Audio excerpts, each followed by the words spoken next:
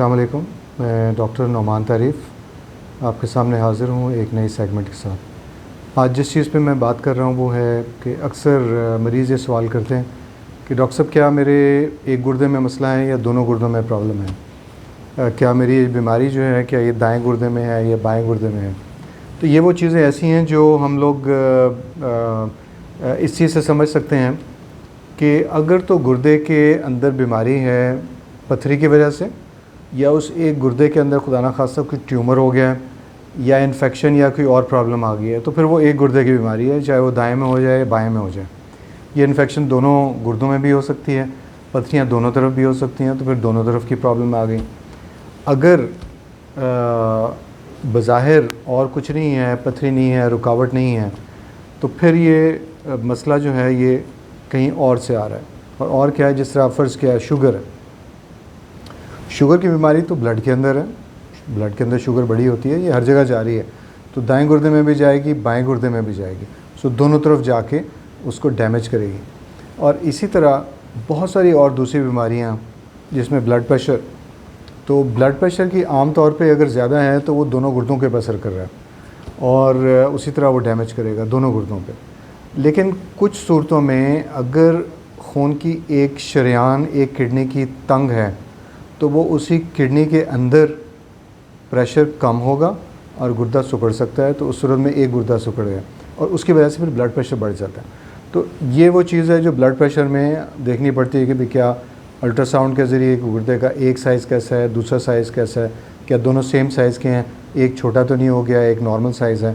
तो ऐसी सूरत में हमें अंदाज़ा होता है कि हो सकता है कि इस गुर्दे की वजह से ब्लड प्रेशर आ रहा हो। तो उसके लिए तरीके होते हैं चेक करने के, अल्ट्रासाउंड पे डॉपलर कलर के साथ कि आया उसकी शरेयानें तंग हैं या नहीं है। अगर तंग नहीं है तो इसका मतलब है कोई शरेयानों का मसला नहीं है। अच्छा, दूसरी चीज़ें आ जाती हैं कि बहुत सारी और बीमारियां आती हैं, जिस तरह पेशाब में प्रोटीन का आ जाना, किसी का गला ख़राब हो गया या इन्फेक्शन होगी, उसके बाद घुटनों पे मसला पड़ गया।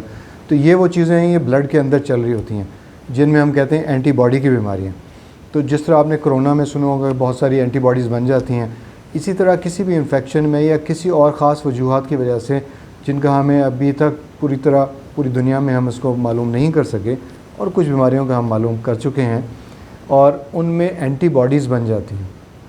एंटीबॉडीज़ आप समझें कि ये फ़ौजी हैं जो जिस्म के अंदर हैं, जो अपने जिस्म के ख़िलाफ़ किसी भी जरासीम या किसी भी ख़राब खुलिये को रोकते हैं, उसको चेक में रखते हैं।